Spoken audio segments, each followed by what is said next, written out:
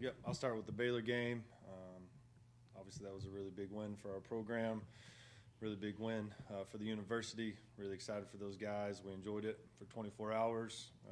We got to work on UTSA yesterday, and just really excited to go to San Antonio and another great environment on the road and try to shock the world again. Questions? You know, you got 4 for 4 on 4th down on Saturday. A lot of people here aren't used to seeing that. Some were thinking maybe that he's not comfortable with his kicker, but it seems that was your aggressive nature at Incarnate Word. Was that the thinking of it, that you have kind of a game plan once you're on that side of the field, you're going to go for it? Yeah, we're big into analytics, and I know everyone says that, but we listen to the analytics most of the time. Obviously, if I have a gut feeling one way or the other, I won't listen to the book, but for the most part, it's analytics driven. You know, the UTSA coming up, obviously there's a lot on the table, but for you personally, you playing under Jeff Traylor in high school, what's that mean to you to go up against him and to see your old ball coach on the other side of the field this week? Yeah, it'll be different for sure. Everyone knows how much respect I have for Coach Traylor. I wouldn't be in this position I am today without his help and his guidance and mentorship. So it's obviously it's going to be unique, but it's about the kids. You know, I'm not playing out there. I'm not throwing any passes. I wish I could. I'm not throwing any passes. You know, and he's not catching. He was a tight end, I think. He's not catching any passes. So it's going to be our guys out there, you know, playing hard, and they're coming off a tough loss, and we're coming off a big win, and so it's one of those things where we just got to get our teams prepared and go out there and go to battle.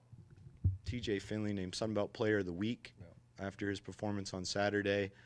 You guys have said it before, nothing shocking to y'all. How was that performance on Saturday shocking to you, or was that what you expected, par for the course? Yeah, I thought it's about what we expected. I think he's really talented. He's got a big-time arm. I think he pulled it down and ran and had a big touchdown run. That was cool to see. I was excited about that. But, you know, he competed every day in practice, and we wanted to get Malik in there a little bit more, and hopefully that happens, this week. Coach, with you being able to get a first chance to look at UTSA, what are your overall thoughts about how their team is? Yeah, I think they're obviously very well coached. They're big. They're athletic. They have a winning culture. Coach Traylor's been doing this for a really long time, so those guys will be ready to play. I know their defense held Houston to just 17 points. What are the challenges that this Roadrunner defense gives to your offense? Yeah, I think they're just really good. They're really well coached. Coach Sept does a great job with those guys. He was one of my coaches at Tulsa. I know how he operates. Those guys are going to be fired up. I'm sure they were very hard on those guys today at practice, just like we were very hard on our guys today at practice. So they're very athletic, very well coached, big, strong, fast, everything. It seems with this game, there's just a lot of familiarity, not only with you and Coach Traylor, Texas State and UTSA, a lot of familiarity with them. How does a matchup like this, when so many people know each other, players to players, coaches to coaches, how does that change, like, the dynamic of the game? Or is it just like regular old? Yeah, I think it'll probably just be like a regular old game. Obviously, it's a rivalry game, and that's always a unique deal. Anything can happen in a rivalry game. So I think it's go out there and play hard and see who wins.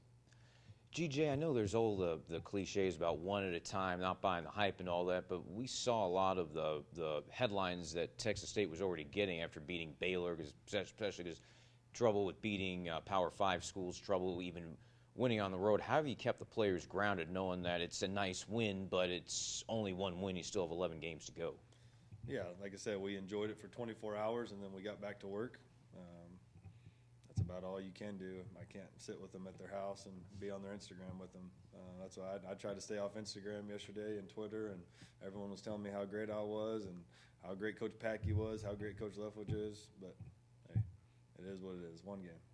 What's Instagram? I mean, obviously with TikTok. you and Traylor going back a long way, I mean, what are some of the memories you have of you and him? Because this may become a new coaching rivalry, especially since you all have so many ties together? Yeah, I think for me, obviously, the off the field memories are probably, to me, are just as cool, if not better, than on the field memories. We won a bunch of games and all that kind of good stuff together. But being in his son's wedding and being a part of that was really cool. I think he brought it up yesterday. We had I had basically a death in my family, and he was one of the first people I called. He was the first person I called. He was one of his players at the time. So a lot of those type memories and a lot of off the field conversations, and I'm transferring from Texas, where I'm going to go, and talking to him about that, and having him help me to get the UIW job, having to help me get the UCF job, having him help me get the Texas State job. So he's somebody that I've leaned on for a lot of things, and so I have nothing but respect for him, and no matter what happens on the game on Saturday, me and Coach Taylor, ain't nothing going to change there. Final question for me. Frank Harris seems like he's been playing at UTSA forever, but he had a rough game on Saturday. You figure he's not going to have a second one in a row. What do you all have to do on defense to slow him down, knowing that he's probably going to be looking for a big bounce back? Yeah, Frank Harris is one of the top quarterbacks in all of college football.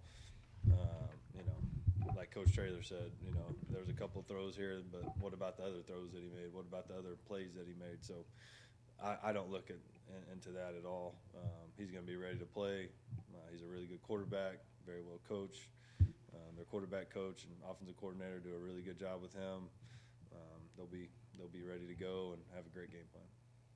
Coach, did you ever anticipate seeing Jeff across the sidelines or being in this sort of situation or environment? No, not really. I figured, I might be coaching for him, but I never really saw myself coaching against him. But at least not this soon, maybe. But part of it, and it's a real blessing. I told someone the other day, I thought one of the really cool moments for me was at the Texas High School Coaches Association, and we have our basically all the FBS head coaches in a meeting before we go on stage, and I walk in there and I see all these, the greats, the legends, it's me and Coach Traylor sitting right next to each other, two guys that graduated from Gilmer High School. He's my high school coach my senior year, and that was a pretty surreal moment for me. And then going out on stage and listening to him talk, and it was pretty cool. What were your first impressions of Coach when you transferred over to Gilmer? We're probably very similar. I think that was probably the thing that really struck me, is he has a high emotional intelligence. He's able to push people, but do it the right way. He has a lot of fun. He eats salads now, but so if you're listening, I know he eats salads, but we like to eat double cheeseburgers and drink milkshakes and ice cream and all that. Now he's a little bit older, so he eats salads. But I ate Whataburger for Coach Traylor yesterday in honor of him, and I sent him a picture of it. Nice. Coach, we talk about just the anticipation for this game, the environment, kind of this renewal of this rivalry. It seems like there's going to be a lot of Texas State fans in the building there, based on ticket sales and things of that nature. I mean, what do you tell your kids kind of heading into this game about just kind of dealing with the environment and having to face UTSA, the other sideline? It'll be a big-time environment. That's what you play college football for. That's why you come to Texas State, to play in these games like this and go on the road. And just like last week at Baylor, it'll be next play mentality. We'll have some good plays. We'll have some bad plays. And, I know they play a lot of tight games, throughout his career at UTSA, a lot of one-score games. So we got to be ready for a dogfight. I've got one. This is actually from Greg Luca from the San Antonio Express News. Is he sending spies over here? He is. He's got me in his corner. Just for this 1 week. Okay. Now he wants to know, you beat Jeff Traylor before. See, when you were a junior. rat poison. When you were a junior in college or a junior in high school. Do you have any memories from that game in beating him when you were a player? It was a fun game, high scoring. I went and played for him the next year. It was a good game, but that's about all I remember from it. Nothing really stood out from that game specifically so long ago? Not a lot, We ran about 3 plays, and I ran around and threw the ball up. We got some big time. I think I got a fumble recovery. We got an interception late in the game, but yeah, it was just two big time teams going at it. And what about these Bobcats this week? What are you after such a big win? How do you keep them grounded? How do you keep them from getting too ahead of themselves? I know I asked you this on Saturday, but after a couple days to reflect on it, what are you thinking about? Yeah, I think we just got to get to work. We have a big time opponent. They're going to be really good. They're going to be really motivated.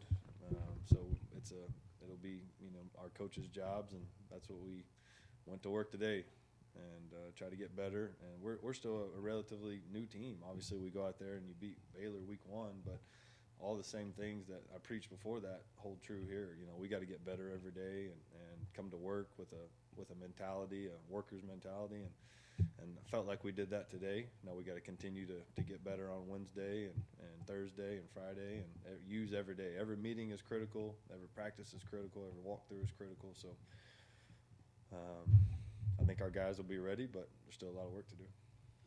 Coach, a lot of people may not know, but you and Traylor almost started y'all's college coaching career almost at the same time. You were at SMU and then for a year, and then went on to Arkansas. What is that like? Playing for your high school coach, and all of a sudden you're literally like coaching next to him. At SMU and then at Arkansas before y'all kind of split off doing y'all's different things. Yeah, he was at Texas for a couple years before that, and he'd been a long-time head coach before that. So I was a GA, and he was the associate head coach. So I was getting him, drinks and doing all that kind of stuff. But I do remember, and Coach Taylor, that's just what makes Coach Taylor great. After one of those first games, and I was up in the box and relaying information as a GA, and he came up to me after the game and was like, "Hey, you got a chance to be really good at this. I'm glad we're working together and all that kind of stuff." So that year at SMU was really cool. The year at Arkansas, we didn't win a bunch of games, but I think both of us really learned a lot. And so Jeff's always one of those people that, when he speaks, I listen and take it to heart. A lot of things that we do today are things that he told me, back then, and whether it's high school or SMU or Arkansas. So he has a lot of wisdom, and I try to listen to him. I listen to every press conference he does. I do everything possible to gain as much information as I can from him. Coach, last one for me on this subject. First of all, he did say you were unstoppable in that game. You beat him, just for the record, that they couldn't stop you. Yeah, they couldn't bring you down. So I was going to ask you a little bit more about that, because he was asked, what's the contact like for you guys? You said you guys talk pretty much like every week. You said you sent him a picture of you eating Whataburger, but what's that communication like? I mean, is it just different in the sense, or I mean? Yeah, I mean. It's we're he's a mentor, family, friend, so it's going to be just like that. It's one of those deals. We're not talking about scheme. We're not talking about personnel. We're goofing around and talking about Whataburger and talking about salads and talking about former high school Gilmer kids and who's going to show up to the game. And this is college football. It's we're not doing brain surgery or nothing like that. So.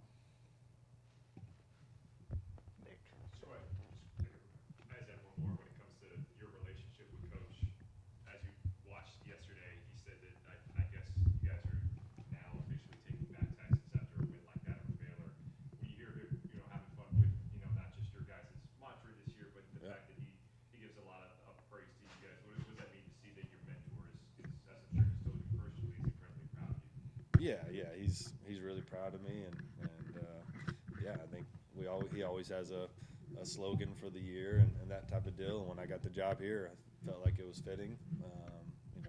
It was really it was a recruiting, whatever hashtag, but it's kind of turned into, whatever you want it to turn into, I guess. So yeah, that's cool, and got some cool hats. And